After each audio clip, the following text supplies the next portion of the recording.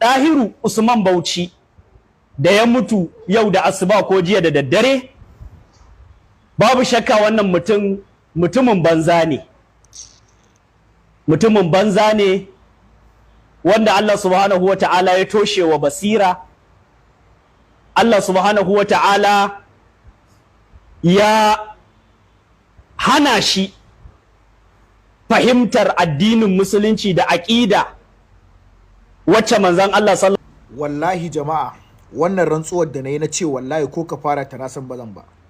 Kun ga wannan mutumin, wallahi ko zamanin annabi Muhammad sallallahu alaihi wasallam ya zo, wallahi ba zai ba annabi ba, kuma ya zagi annabi. Baffa hotoro ko lokacin annabi, ko da lokacin da annabi yake raye ka zo duniya, wallahi ba za ka bi shi ba, kuma ka zage shi. Dalili na da hujjata ta faɗan haka shine, ku gaya min a malaman izala da ke Najeriya, tunda Baffa hotoro yana ikirarin dan izala ne shi, ku gaya min wani malamin izala ne Baffa hotoro bai zaga ba. Ku gaya min a malaman ɗarika wani malami ne Baffa hotoro bai zaga ba. A malaman shi'a wani malami ne Baffa hotoro bai zaga ba. A malaman salaf da ya ce shi salaf ne, ku gaya min malamin da Baffa hotoro bai zaga ba.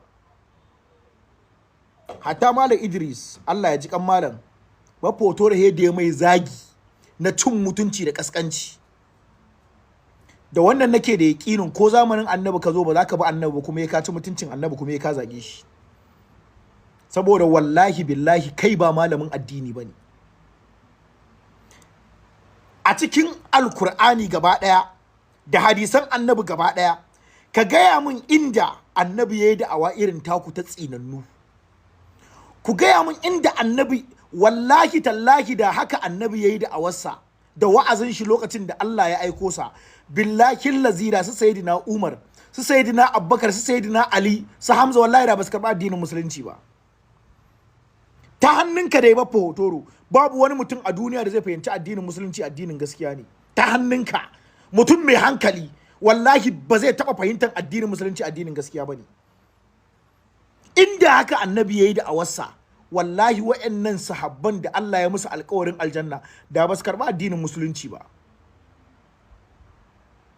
Mutum kaman wannan yanzu dahiru bauchi ko ba musulmi bane ya kamata ka kafe shi ka ce mai mutumin banza?